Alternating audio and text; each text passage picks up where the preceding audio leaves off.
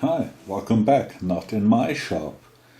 As you might remember, I sold my CNC mill machine and now I'm on the hunt for a new machine.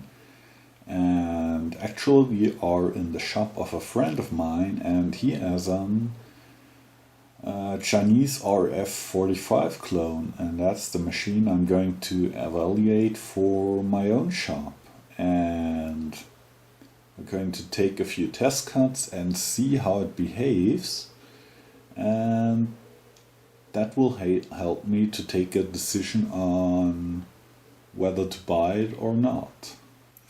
Okay, this is the first test. We have a piece of cold rolled steel here, and we're running a 3-flute 6mm carbide end mill at a depth of cut 4 millimeters into the materials, into a material, full slotting cut. And as you can see, it behaves very well. The chips get out very nicely, and yeah, I edited the sound out because we were talking all over the machine. The machine is behaving very well. Okay, this is another cut, also in mild steel, same milling cutter, with a depth of cut of 6 millimeters, also full slotting of course. And it behaves exactly the same as before. It's running very quietly, and the sound of the machine doesn't really change. Okay, here we have a 6mm roughing end mill and a depth of cut of 12 millimeters. And the machine takes it very nicely. The only problem are the chips. Without cooling or an air nozzle, you don't get the chips away from the milling cutter, so that might be a problem, but the machine takes it like a champ. It's chewing along nicely. Okay, now for something different. We have a piece of 12379 tool steel. That's a tool steel for making punches for for tooling. It's a tool steel. It's a very heavy duty tool steel that's hard on milling cutters. And we're back to the 6mm 3-flute carbide end mill, and we take a cut of 3mm depth. And as you can see, also absolutely no problem.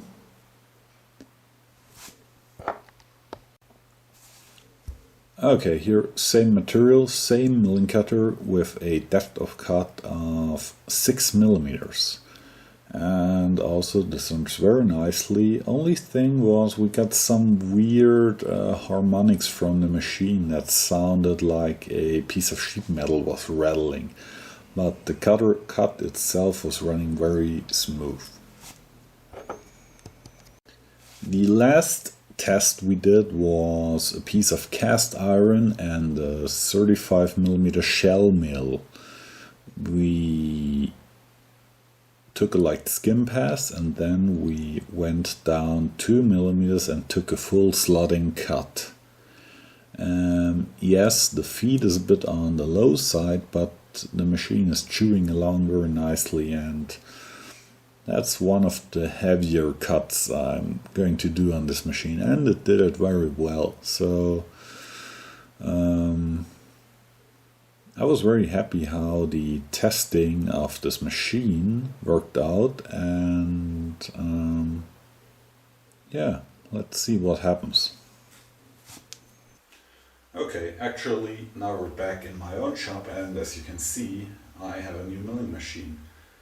I bought the same machine as I showed earlier that I tested, where I did some test cuts, and I have this in the shop for about 2 weeks now, and I'm pretty happy with it.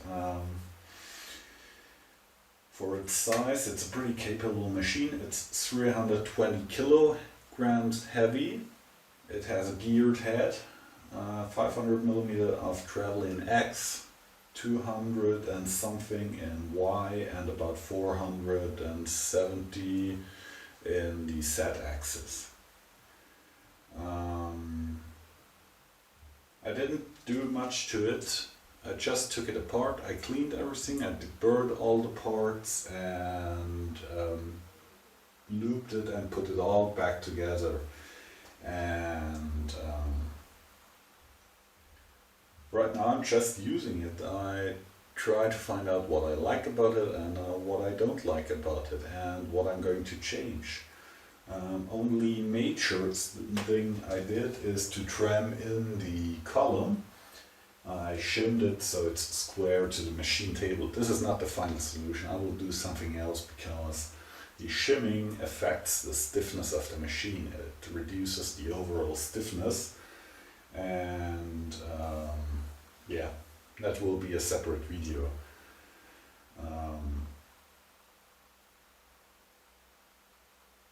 Another thing I did, I added the glass scales and the DRO. That's a very handy feature on a manual milling machine because it makes life very much easier. You don't have to rely on the Chinese style rings on the hand wheels. You can just take a look at the DRO and set your location to an accuracy of 5/1000 of a millimeter, or at least it shows up to 5/1000 of a millimeter.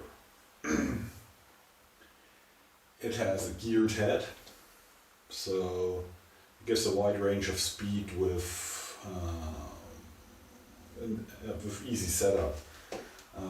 It goes from 95 RPM on the low end up to 3200 RPM on the high end, and I was concerned that it might be a bit noisy for the basement, but let me show. Let's start at the low speed. This is 95 RPM. And this is okay, I think. Let's go to 580. That's 580 RPM. Also not too bad. Let's go to 1000 RPM.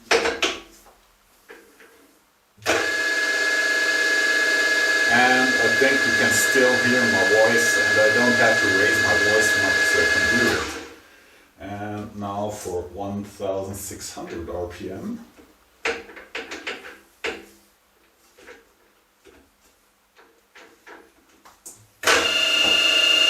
This is a bit squeaky, but it's still a very sudden noise.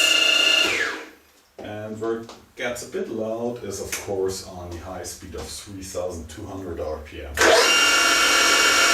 But still that's not horrible. That's still not horrible. It doesn't scream through the whole house. It's okay for a geared machine that's well below $5,000. The quill stroke of 130 millimeters is also very nice. The fine feed works very well. I'm a bit surprised. I was expecting a bit that it's running pretty rough. It has it's a Morse Taper 4 machine, and right now, or at least the most time in the past week, I had a Morse Taper 4 to Morse Taper 2 adapter in it because I have a lot of Morse Taper 2 tooling that I want to use, especially a lot of Morse Taper 2 collets.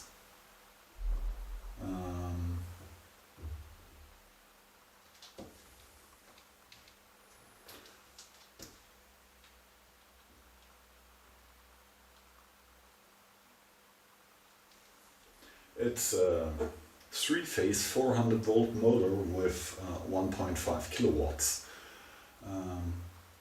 I had to set up 400 volt 3-phase in the shop for this machine. I didn't have it until now because all my machine run on